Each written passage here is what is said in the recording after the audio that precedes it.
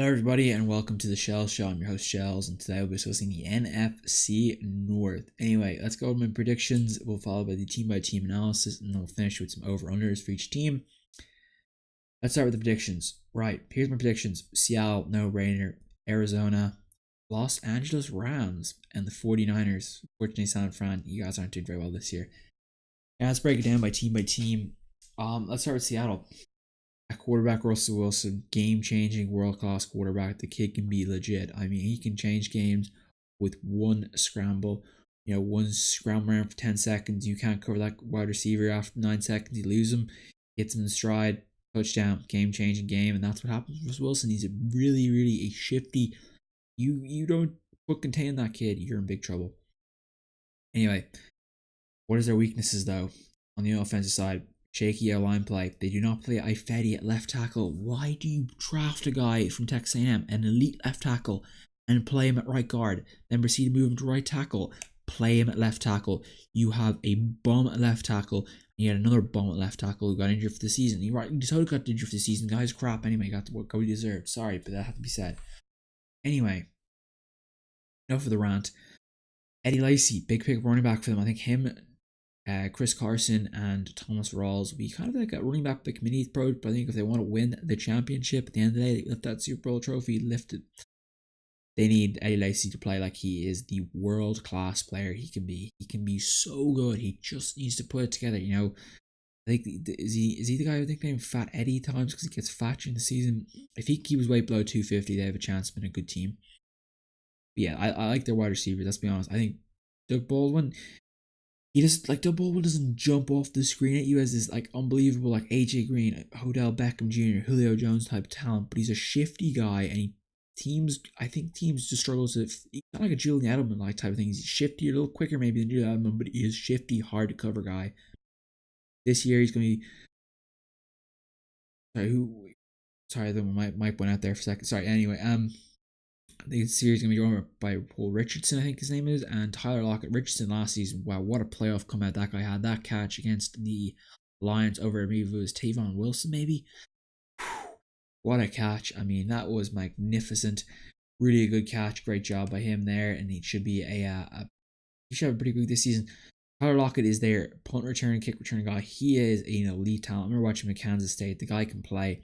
If he can stay healthy this year, broke his ankle at the end of last season, I think he'll have a really big year. He'll add a lot of versatility to this Seattle front and their offense. I mean, he can be as good. I think he can be their number one receiver. In my eyes, he's their best receiver. I think he's better than Doug Baldwin. That's saying a lot because Doug Baldwin really has produced well the last 2 years. I'll give it to Doug Baldwin, even though I don't think he's as good as the numbers suggest he is. And how can we forget about Jimmy Graham? Absolute matchup nightmare in the red zone. Basketball on grass type of player, as I like to call him. I call some of these guys basketball and grass guys because they basically are, you know, throw it up there, they'll go up and grab the football type of player. Brilliant player. I think he's got a really big year this year. I think he's back fully this year. Last season, I feel like he got injured 2 years in the playoffs. I feel like he hasn't been the same since then. You know, it takes a year after the year of the injury, I feel, to get back fully to where you want to be. I think he can be class. How about that defense, though? I mean, that defense, how many all-pros are on that defensive front? Let's talk about that defense. Okay, Earl Thomas, first off, the road runner. I mean, that guy cleans up everything back there. I mean, if you're quarterback, you're trying to throw the ball to your receiver, you stare your receiver down, he's going to intercept it. He cleans up everything at the back end. Any mistakes made by the cornerback number 2 or cornerback number 3, he cleans up everything. He's brilliant. Best free safety in the league, and I absolutely love Devin McCourty, but he is the best free safety in the league. Cam Chancellor, Bam Cam.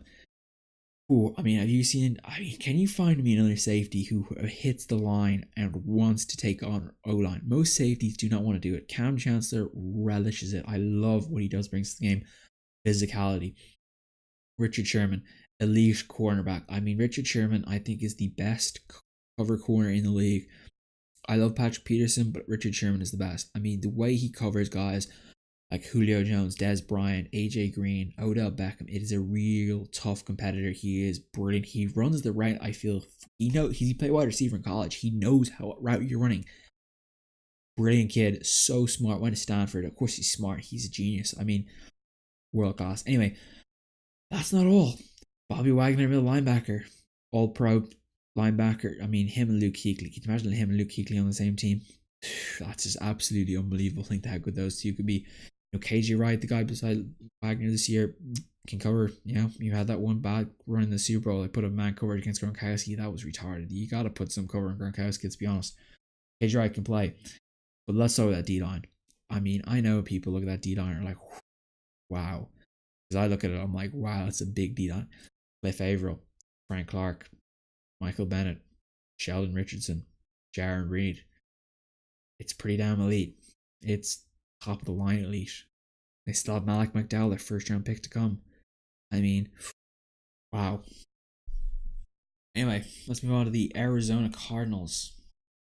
Carson Palmer and Fitzgerald, let's be honest, their time is slowly but surely running out very quickly for them. And unfortunately, the time for them to win a ring probably passed them by, unfortunately. It's hard to believe Kurt Warner and Fitzgerald won the Super Bowl, what it feels like 10 years ago now today, but, or longer than 10 years ago now, was it?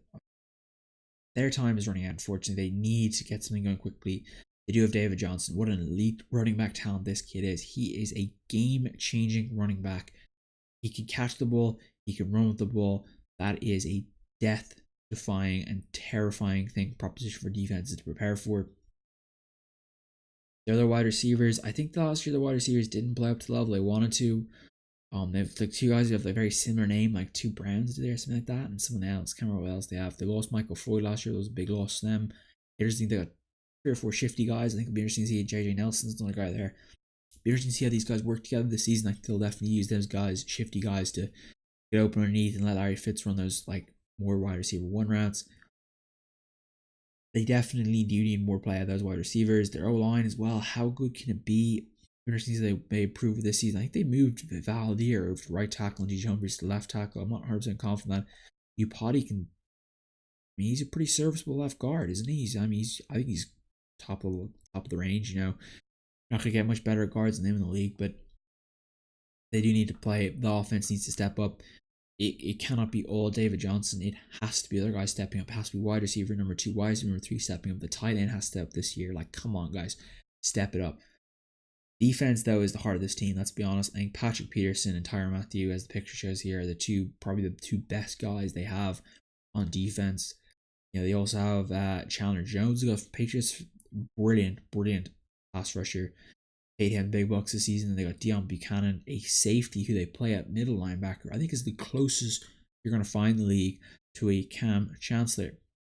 They did have a lose Calais Campbell this offseason. That's a big loss. He's a big leadership loss.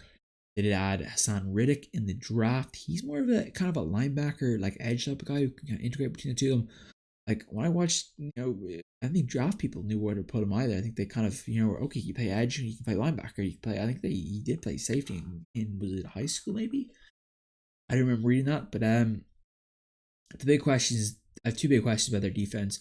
Can they find a cornerback to go opposite Patrick Peterson? This is the one issue last season. I don't think, as good as Brandon Williams is, I don't think he's a true cornerback just yet. They moved him running back after he came out of Texas A&M. He needs another few years. Can Robert Nkemdiche step up? Robert Nkemdiche is a top 5 defensive talent when he came out of the draft. He can change a game with the way he plays. When he takes some plays off, but like Dominican Sue, if he can play Aaron Donald, he can be huge to them. I think he's the big guy who has to step up for them and replace the production they lost from Calais Campbell. They get Tyvon Branch back from Orr this year, who's a big loss last season. I think Buda Baker, who they got from Washington, is a good safety, right beside Matthew. I think in their nickel sift, they'll probably put the 3 safeties out there. I think Matthew will cover the slot guy. That's a heck of a lineup. That's a really, really good lineup. Anyway, let's move on to the Los Angeles Rams. They needed a major rebuild. The Fisher year was a disaster. I think, they had the number 1 pick last season. I mean, name a coach who's lasted, name a coach GM who's lasted through a number 1 pick. I mean, it's crazy to think. But yeah, they need a really big rebuild. I think they need to get rid of their GM as well while they're at it. Now, big question this season is, can Jared Goff in year 2 finally play like he looks like the guy who they took at number 1? My guess is he still needs a bit more development. He's a bit along the road, but he's getting places that maybe he wasn't at last year. If they didn't start in week 1 because he wasn't ready, that's a bit of a shock to me. Got guys like, oh, what a trade this was. Sammy Watkins. They got a legit number one wide receiver now. Good trade. Robert Woods, they signed in for the Bills. Another good player. I think he can play. Hasn't played well. The Bills can play well. Former USC standout. Playing back at the Coliseum again. Might bring back memories for him. They need Tavon Austin to play the contract they gave him. They paid him stupid money for stupidly poor production, and it's going to cost them big time. He can be so much better than what he is. He has to turn up and play this season. He needs to validate that big contract. He can do it. I know he can because he's a good player. He just hasn't shown in the NFL. He's barely scratching the surface, I feel, in my eyes, of how good he can be. He can be a very good player. He just needs time. He just needs time. I think he's had the time. Actually, what am I saying? He needs to show up. Tavon Austin, show up this year. Come on, we know you have the talent, brother. Just show it. Anyway, Todd Gurley. What happened last year, Todd Gurley? I felt like maybe the Rams were a little too dependent on it rather than more than a Todd Gurley sophomore slump, because I think Todd Gurley's a class player. I think he's a really talented running back, very athletic, but I do feel last season, I think teams kind of honed in, okay, the Rams are running first down, the Rams are doing this, the Rams are doing that, and I think they may have, what's the word I'm looking for? It's not coming to my head, but they basically honed in on it and just kind of played to that. Fortunately, they need to figure out how to be more and change things up on offense. I think is a big thing to get Todd Gurley better looks. I think McVay will definitely do that this year. Hopefully, he can return to the form he can be. Defense for the Rams. I think the defense is good. Robert Quinn, very good pass rusher. Aaron Donald, elite interior pass rusher. Pay the man. Give him his $100 million contract. He deserves it. He's that good. They got good pieces. They got picked up Connor Barwin. They have good pieces already established there, like Ogletree, Marcus Joyner, Jermaine Johnson. I don't think Jermaine Johnson was the best player to franchise tag, but he's a fantastic cornerback who will get paid by a team at the end of the season, whether the Rams pay him or not. It's kind of the rest of the defense step up. Big loss of Dominic Easley after the season of the torn ACL. Again, that was a huge loss to them. He's a very disruptive player inside. I think that's a bit unlucky. Wade Phillips is the new defensive coordinator there. How is he going to bring, what is he going to bring to LA? I feel like he can bring some new schemes, some new designs. He'll have some blitzes and different other things to come together. He will come up with some good stuff for this defense. I cannot wait to see what he does Aaron Donald, because I think he will absolutely use Aaron Donald to the best. And you haven't seen even, I think he can make Aaron Donald even better. That's a crazy, I think, yeah. Anyway, let's finish up the San Francisco 49ers. Same team as the Rams here. Unfortunately, they're under major rebuild mode. I mean, it's like, why did they ever fire Harbaugh in the first place? What are they thinking? They shouldn't have fired Harbaugh in the first place, and they shouldn't have fired Chip Kelly after year one. I'm going to say this, and I feel bad saying it. No QB, no hope. Sorry, San Francisco 49ers fans. It's just the truth. They have no hope at a quarterback. Brian Hoyer, maybe that guy couldn't. That guy's never going to win a game for them. He just isn't good enough. CJ Beathard, more like CJ Craptard, more like one things. They should have stuck Matt Barkley. He's probably the best quarterback in the roster. They cut him foolishly. Colin Kaepernick, another guy they should have kept even better. I mean, he upped out of his contract, but they should go get him back. He'd be much better than what they have right now. And if that triggers you, or you don't like Colin Kaepernick, well, screw you. You're not the NFL GM. I think you're a bit of... If you're triggered by Colin Kaepernick, you really need to look at your life and think things through a bit better. But anyway, moving on from the politics, Carlos Hyde, I think he's going to have a big year this year. He's going to have a lot of carries. He might eclipse, 350 maybe? Easily. I think he can be one of the fantasy, sleeper. I'm taking him tomorrow if I get a chance. Garcon and Goodwin at wide receiver. Good options, but not great, if you know what I mean. Again, the quarterback getting the ball, that's going to be a difficult situation. They have no real tight end as well. They got rid of Vance McDonald. I thought was a good tight end, but seemingly they thought otherwise. George Kittle doesn't have their tight end started this year. He's a guy from Iowa. They drafted, I think, the 5th or the 4th, or maybe the 3rd. I can't remember now. I glanced over that little piece of information where he was drafted.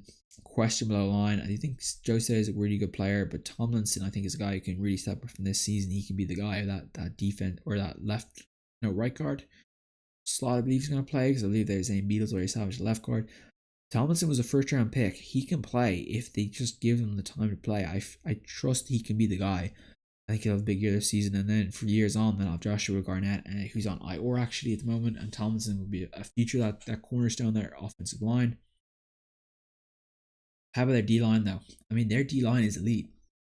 I mean, you got Eric Armstead, elite defensive tackle. DeForest Buckner, elite defensive tackle. Solomon Thomas, an elite defensive end, number 2 pick. I like Aaron Lynch a lot as well, defensive end. I think he can be a really good disruptive player.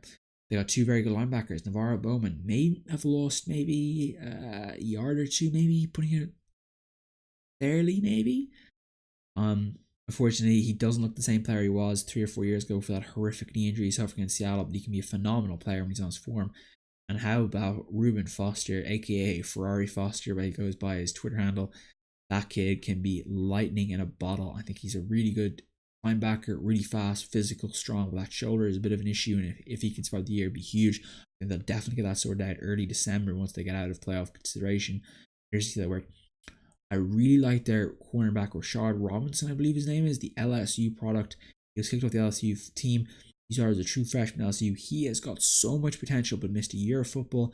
Last season was his first year back after missing a whole year, so I think he will be much, much better this year. He's already their best cornerback. I really like Eric Reed at safety. I think he's a fantastic, fantastic talent. Thumper back there, he can be really good. But again, the real issue, they have holes everywhere. They need time. They're going to need a lot of work to be done on this team, and they're going to need a lot of work to fix all these holes. I think, they have 6 years. John Lynch and Shanahan have 6 years to fix this round. They're going to need 4 of them to patchwork all the holes together and have some team that can be better than 8-8, in my opinion. It's going to take a long time. It's going to take years, but they will get on the right track, I think, eventually. Anyway, let's go through some over-unders. Let's start with the San Francisco 49ers, 4.5. San Fran fans, I'm sorry. We're going to go with the under. I think 3 to 4 wins is the best they can get this year. I really do. Unfortunately, they do not have the offense to score points like you need, I always say offense scores points, defense wins championships. Unfortunately, they don't have any of those. Like, the defense has some good pieces. They just don't have the pieces to change a game. Unfortunately, I think 3 to 4 wins is the best they'll get. Just can't see it, unfortunately. Rams, 5.5 wins. Again, I think this is too rich for them. I'm going to go with the under. I think they'll win 5 games max.